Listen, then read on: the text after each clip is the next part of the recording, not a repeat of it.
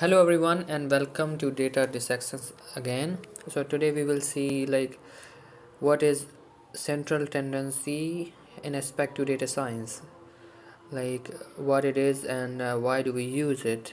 Okay, so we will cover all those things in this video. So without further ado, let's start. So if I talk about the thing, which is if we basically talk about what is the central tendency.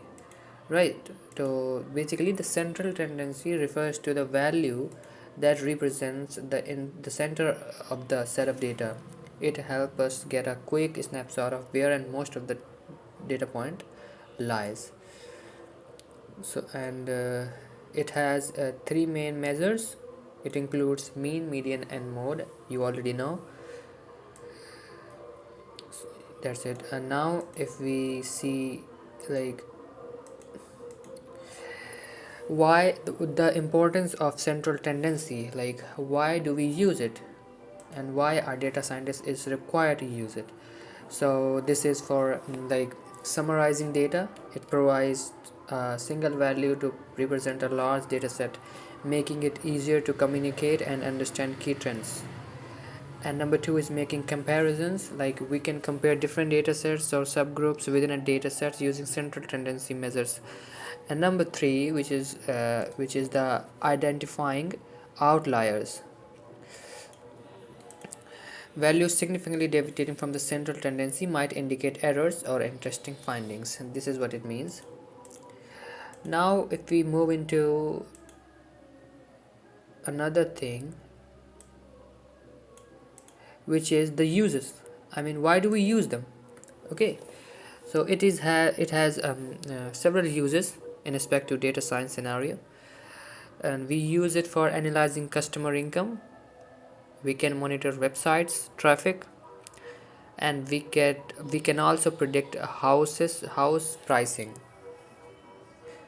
So these are the main you can say we use them for analyzing these kind of things. Now if we move into the some of its example, let's calculate some basic central tendency.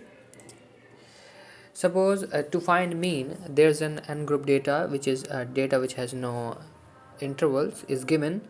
You can see. So basically to find mean, which is also denoted as x bar, to find the mean formula is e xi, means the number of all sum of all numbers upon total numbers. So you will sum all of these and then you will count them how many of they are, and then you divide that number from that. Like if you count them, it is 233 and the total number is 10, so basically the mean would be 223.3. I hope you get it. And now to find mean, we take in the same example. So remember, first you need to change the sequence of the data into ascending order, as we have already done, and then you need to count your data whether it is odd or even. So if your data is even, you can just take out the middle value and it will be your median. And in case of even, you can just bring two middle values and average them, and then you will get your median.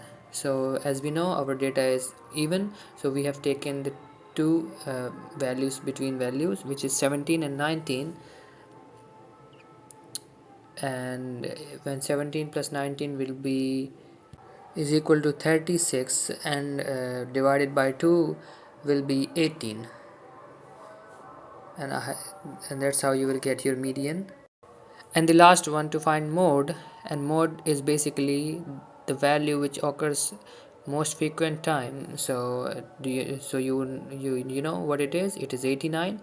So your mode is here. So thank you so much for watching. I hope you get some information. So, and now one more thing, if you want me to bring the whole whole series of statistics, I mean if you want to go more in detail, you can just simply comment it down. I know this video could be much better, but I hope I will try to make more realistic or informative from the next time if possible. So till then, take care, bye bye.